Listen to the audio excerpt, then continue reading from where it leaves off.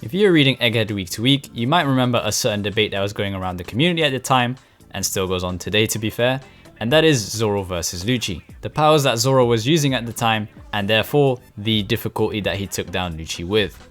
He started the fight in his base form, went into his King of Hell transformation, then went back down to 2 swords, and then finally finished off Lucci with a move that isn't a King of Hell technique, but has Haki lightning that would be synonymous with Advanced Conqueror's Haki, which is something that King of Hell incorporates. And it's this confusion surrounding the mechanics of Zoro's King of Hell mode that has spawned some very interesting discourse, to say the least. Like, I think I saw a tweet like 7 different versions of Zoro. Like, I think they were joking a bit, but you get the idea. Of course, this nonsense is actually a symptom of a bigger problem that I've discussed at length already before, but that's more so a complaint on Oda's part on how he decides to show Haki during fights. However, today I'll be trying to give a more inverse explanation on how these things work. So strap in, I am going to give you a comprehensive view from Zoro's beginning with his journey of Haki up until where we are right now, and even a slight bit into the future. So without further ado, let's get into it. And our journey starts with Zoro's first use on screen of Haki, and that is against his fight with Mr. One in Alabasta. He starts to sense the breath of all things around him. The breath of the trees, the rocks, and then of course, Mr. One. Most assume this to be a precursor to Observation Haki, but I actually beg to differ. It seems a little bit different, but we're not going to get into that today. I'll leave that for another video, so sub for that in the meanwhile. But alongside this ability, he also manifests something that his old master Koshiro dubs the pinnacle of swordsmanship. And that is the power to protect what one wishes to protect and cut what one wishes to cut. Which is of course later on confirmed to be Armament Haki by Hyogoro. Zoro then comes out of the timeskip having mastered this ability after his training with Mihawk, and has maybe even gone a step beyond that. You know, there's 3 levels to Armament Haki. The first one being able to coat yourself in black hardening, the second being able to emit that Haki outwards, and third being able to use that Haki in order to destroy things from the inside. With Zoro being a swordsman, I see absolutely no reason why we can't give him this second level of armament right after the time skip, because how else would he coat his sword, which is outside of his body, in Haki? Add to that his use of flying slashes as well, it's pretty clear emission Haki is part of his skill set. I mean, you could argue those flying slashes are just made up of air, which, I mean, you could. But I believe those arguments are wiped clean away as soon as Zoro acquires the king of the underworld, Enma, which will also be the key to unlocking Zoro's King of Hell later on. Enma is introduced to us as a blade that has the unique characteristic of exuding the wielder's Ryo on its own, and slicing more than what is needed. Ryo in this case just being another word for Armament Haki, that's just how they refer to it in the land of Wano. But in the real world and in discussions online, people will usually refer to Ryo as just the emission Haki and the internal destruction Haki I mentioned earlier, not including the basic Armament Haki. So Zoro essentially drives an automatic now, whereas everyone is driving a manual when it comes to Haki, that is. The only limiting factor for his proficiency in Haki now is just how much he lets Enma take from him, which over the course of Wano he steadily improves, with the climax being of course his King of Hell form. I was debating with myself whether or not Enma could make Zoro tap into internal destruction Haki, but in the end I decided no, because there's no indication of that, whether he fights against Kaido or against King. So as far as Armament Haki goes, his max is just emission Haki. So pretty straightforward for Zoro's Armament Haki in King of Hell, but it's only half the picture, with the other half having definitely more to discuss, and that is Zoro's Conqueror's Haki. The first instance where we see Zoro's affinity for Conqueror's Haki is in chapter 1010 with his Ashura's Dead Man's Game against Kaido. Unlike the majority of characters with Conqueror's Haki, he skips the knocking people out phase and just goes straight into infusing it in his sword, thanks to that ability of Enma I mentioned earlier. I've already explained how I've come to that conclusion before, but you can pause and read here if you really want a thorough explanation on that. But the important thing to take away here is that Zoro has an imperfect version of Conqueror's infusion, which is inferior to the one he achieves later on against King. Little side note, I've seen the idea of Ashura being a manifestation of Zoro's spirit, which would therefore by definition be his Conqueror's Haki, but there's nothing too concrete on it now, but it's something to think about. Big main note though, when Kaido questions Zoro's use of Conqueror's Haki, it's returned with confusion. Zoro says he's got no idea what Kaido's talking about before he eventually gets sat down. which will be a very important detail moving forward, so please do keep it in mind. But I think we can start discussing the heart of the matter now and explain Zoro's first showcase of his King of Hell. With Enma's ability of being able to forcibly draw out the user's Haki, Zoro's, intuition led him to start playing a tug of war between him and Enma for his Ryo, and you can see that dynamic when he's talking about unleashing Enma more in the first couple of chapters during Roof Piece. But it wasn't a good fighting style to get him consistent results. I mean, nothing good comes from a swordsman being held back by his own sword, and Zoro realizes that. So how should he stabilize his Haki then? It was hinted at with his charge on Kaido, and it's by letting Enma just drain his Haki away as it pleases. Zoro, of course, as we know, has Conqueror's Haki, so while Enma works its magic, it will come out, and it's shown when the beast pirates around him are knocked out. Which gives us a question from King, that being, so you intend to be a king then? It's a question that's also returned with confusion, which too will be important to keep in mind later, so stick by for that. Coincidentally, what Zoro is doing now is something you can draw similarities to Luffy's Gear 4. In the same way Luffy constantly coats his body in armament in that form, Zoro's now constantly coating his swords in armament and Conqueror's Haki. Some might argue Zoro's not using Conqueror's Haki at all times, and the beast pirates getting knocked out was the result of an initial burst of Conquerors as he enters King of Hell, but I disagree. We can't prove either technically since there's no fodder that's around Zoro as he fights in the two cases he supposedly uses King of Hell in, so just go with it. But the same people might come back and ask, if his Conquerors and armament are constantly being drained, what's the difference between his normal attacks and his named ones? And I give them back the analogy of a running tap, or faucet for all my Americans.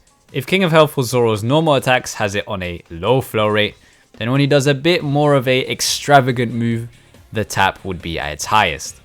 But that's not all. There's one more thing that I think can be a bit elusive, at least for me it was, when it comes to Zoro's King of Hell, and that's the style change from his normal 3-sword style to his King of Hell 3-sword style. At first you might think, oh, the only difference here is that there's a bit more power behind it now with his advanced Conquerors and his Ryo, but there's actually a bit more of a difference. And I want to highlight Zoro's Purgatory Onigiri for this case. In the 2 times that he does it in the Wano arc, it's definitely more of a base armament Haki move. When you look at the one that was used against King, you can see Zoro's emission Haki taking more of a prominent role. The manga makes it a bit hard to tell, but it's definitely very clear in the anime. So when Zoro adds King of Hell to his moves now, it's not just that he has more power on it, but there's definitely a sort of style change in his skills. And those are kind of all the truths regarding Zoro's King of Hell that we find out in Wano, except for one, which again, for the 3rd time, I'm going to leave at the end. And I suppose with all the information that we have now, we can finally tackle the nonsense of Zoro versus Lucci on Egghead and try to explain whatever the hell was happening over there. So let's do that.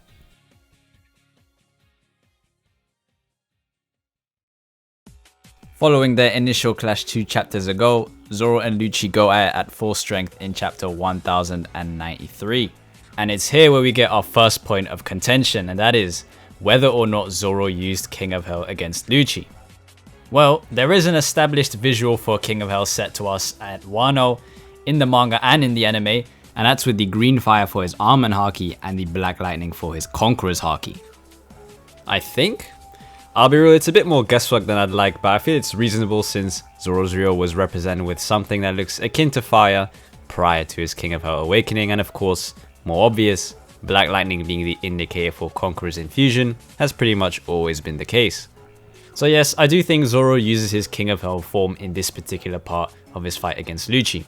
I see some people try to deny this by saying something along the lines of the size of the lightning here is really small, so therefore he's only using advanced armament and not advanced Conquerors. But like I said before, there's varying levels of how much effort Zoro can put into his Haki in King of Hell, and I'd say he put less in here than even his normal attacks against King in Wano. Also, I think the only way Zoro's able to power down to 2 swords later on in the fight against someone as strong as Lucci is by using his advanced Conquerors to tire out Lucci until that point. I think that's just more evidence for Zoro using Conquerors in that fight. But I think it's this final bit of the fight that threw everyone, well at least me, for a loop, and that's with Zoro's 3-sword style Huhuva Hunt to finish his fight against Lucci. And why has it thrown me for a loop? Because I'm 99% sure he uses advanced conquerors here. It's got the excessive lightning, it's got the sound effect, prefixes, everything. Which is weird, because he usually only does that in King of Hell. So what the hell is going on here? I think we've got ourselves a situation very similar to Zoro's Ashura against Kaido, in which Zoro goes all out, causing Enma to draw out conquerors from him. Only this time, his body's got a bit more experience with it, hence why the Black Lightning is far more prominent this time. So to recap, Zoro uses King of Hell but doesn't try as hard as he did against King. That tires Lucci out enough to the point he only needs 2 swords with no conquerors, and then he locks in using an advanced conqueror's Haki attack to win. Very straightforward and nothing more to discuss. Goodbye. No, of course not. I have an idea, an agenda even, to push after all. In the beginning of this video, I aim to offer a more inverse explanation for Zoro's quote-unquote inconsistency with advanced conquerors, King of Hell, and all that jazz. But after going through the process of making it, I feel like it makes more sense to me. There isn't an inconsistency per se, you just gotta look into it a bit more than usual.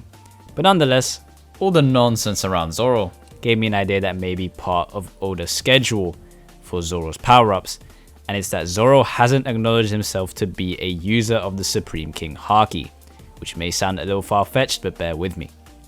I dropped 2 hints already earlier on what I think supports the idea in the actual story, one being the first time Kaido mentions something about it to Zoro, but he has no idea what he's talking about. I don't think this means he doesn't know what it is, because he's seen Luffy do it in Fishman Island, but it's just him not acknowledging his conqueror status, pretty obvious. The second time in his moment with King, however, might be a bit more difficult to convince you on, but I will try. Zoro awakens his King of Hell, King notices the beast pirates knocked out and asks, "So you intend to be a king then?" Which I find to be such a suspiciously vague question, the way that's worded. It's not that he asks Zoro directly whether or not he has Conqueror's Haki like with Kaido. There's a bit more room for interpretation here, and I think that is by design, because right afterwards, Zoro's confused by the question, remembers Luffy's words about him needing the world's strongest swordsman on his crew, and responds with, "That's right, I got a promise to keep with my captain and best friend." It is my belief that Zoro interprets King wrong. Instead of it being a question of whether he has Conqueror's Haki or not, he thinks of it as one that asks whether he intends on being the world's strongest swordsman. The king of swordsmen, if you will. I mean, I feel if Zoro knew he just unleashed a wave of conquerors to knock out the beast pirates behind him, the question then becomes very obvious. That would inform him immediately that he's a conqueror, but again, his back is turned against them, so he wouldn't know. The exclamation mark is only on King, so I'm assuming it's only he that sees them. Now, even if this scenario were to be the truth, it's not like it actually changes much for Zoro, because to give him credit where it's due, he understands, it seems, the extra drain King of Hell has on his body. He says it to himself against King, and against Lucci he's turning it on and off to conserve stamina. So if there seemingly is no difference in how it affects Zoro's fighting style, why has Oda kept it so vague? Am I just reading too much into it? Perhaps, but I'm gonna throw out a guess, I mean theory here. There is no way Mihawk hasn't briefed him on Conqueror's Haki. No way. It is also my belief that when Zoro finally does acknowledge his Conqueror status, he's gonna remember some conversation with Mihawk, just like he did against Pika when he was using Armament Haki. I don't know the specifics of what this conversation is going to be about, but I do think it leads to a power-up of some sort. Something about how it relates to Black Blades, or even a different application of Conqueror's Haki. That's all I can gather for the manga, but there's some supplementary material that supports it, like the Vivre cards where they don't state Zoro to be a user of Conqueror's Haki, but only allude to it, whereas Garbs is stated to be a Conqueror even though it's less obvious with him. Still obvious, but just less obvious. Definitely makes me raise an eyebrow there. And while writing, there was some birthday card thing about to be released in Japan that actually did have Zoro stated to be a Conqueror's user, but it's been cancelled. I think that's just a manufacturing issue, but you never know. You never know.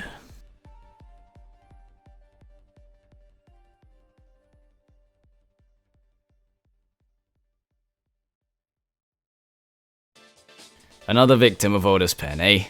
There's been a bit of an overarching through line in my recent videos talking about how he depicts Haki, which has been in a critical tone for the most part, but in this one I've decided to be more accepting of it, which also reflects my current feelings, and I'm guessing for the future as well.